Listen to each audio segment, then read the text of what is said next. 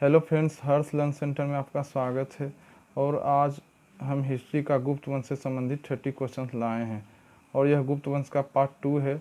और आप लोग यह क्वेश्चंस लगाएं और अपना अपना स्कोर कमेंट बॉक्स में बताएं। और मैं आशा करता हूं कि गुप्त वंश से संबंधित आप लोगों का अब एक भी क्वेश्चन नहीं छूटेगा और यह क्वेश्चन बिहार दरोगा एसआई मेंस में बहुत लाभदायक सिद्ध होगा। और वीडियो को लास्ट तक देखें और वीडियो को लाइक, सब्सक्राइब, शेयर करना ना भूलें। चलिए क्वेश्चंस को स्टार्ट करते हैं।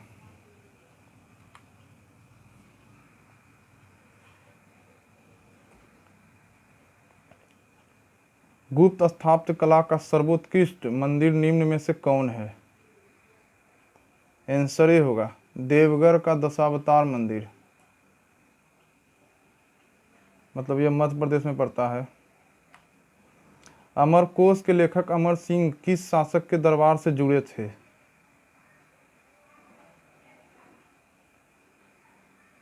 आंसर बी होगा चंद्रगुप्त द्वितीय।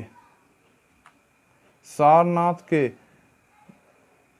धमेख स्तूप है, मतलब यहाँ टाइपिस्ट मिस्टेक कर दिया है, छमेख नहीं धमेख होगा। धमेख स्तूप का निर्माण किस काल में हुआ? आंसर डी होगा गुप्त काल में। नालंदा विश्वविद्यालय की स्थापना का युग है? आंसर सी होगा गुप्त काल। गुप्त काल में सोने के सिक्के को क्या कहा जाता था? आंसर ए होगा दिनार। नगरों का क्रमिक पतन किस काल की एक महत्वपूर्ण विशेषता थी? आंसर ए होगा गुप्त काल। किस शासक ने विष्णुपद पर्वत पर विष्णु ध्वज की स्थापना की थी? आंसर ए होगा चंद्रगुप्त द्वितीय। शिव के अर्धनारीश्वर रूप की मूर्तियां किस काल में बनाई गई थी? आंसर सी होगा गुप्त काल में। चंद्रगुप्त द्वितीय के बाद राजगद्दी पर कौन बैठा? आंसर ए होगा कुमार गुप्त या महेंद्रादित्य, उसी को बोला जाता था। नालंदा विश्वविद्यालय की स्थापना किसने की थी? आंसर ए होगा कुमारगुप्त। कुमारगुप्त के बाद गद्दी पर कौन बैठा?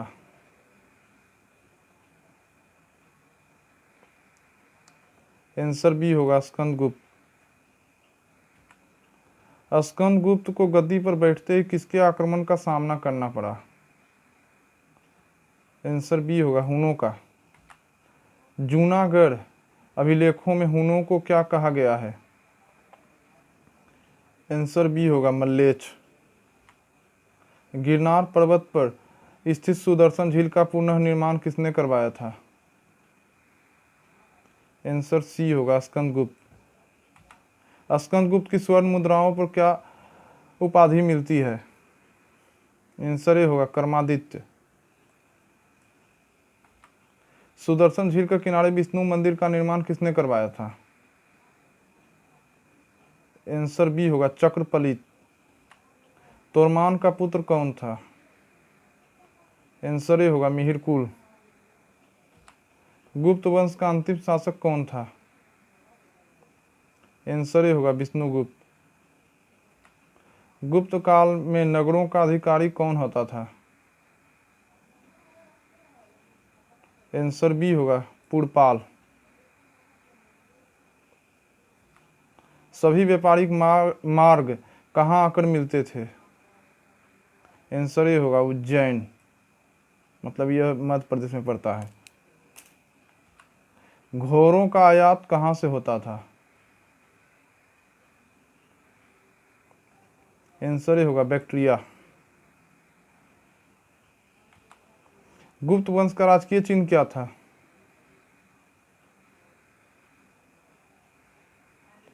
आंसर बी होगा गरुड़। बाल विवाह की प्रथा आरंभ हुई? आंसर सी होगा गुप्त काल में। सोने के सर्वाधिक सिक्के किस काल में जारी किए गए? आंसर सी होगा गुप्त काल में। गुप्त काल में जारी किए गए चांदी के सिक्के क्या कहलाते थे? आंसर ये होगा रूपक। चंद्रगुप्त द्वितीय के काल में विद्या, कला एवं साहित्य का महान केंद्र कौन सा था?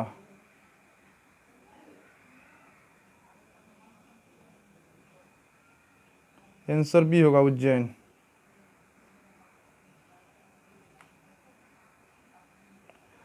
वर्तमान गणित में दशमलव प्रणाली आविष्कार का श्रेय निम्न में से किस युग को है? आंसर बी होगा गुप्त युग। गुप्तकालीन पुस्तक नवनीत कर्म का संबंध है? आंसर सी होगा चिकित्सा से। तांबा का सिक्का जारी करने वाला पहला गुप्त शासक कौन था?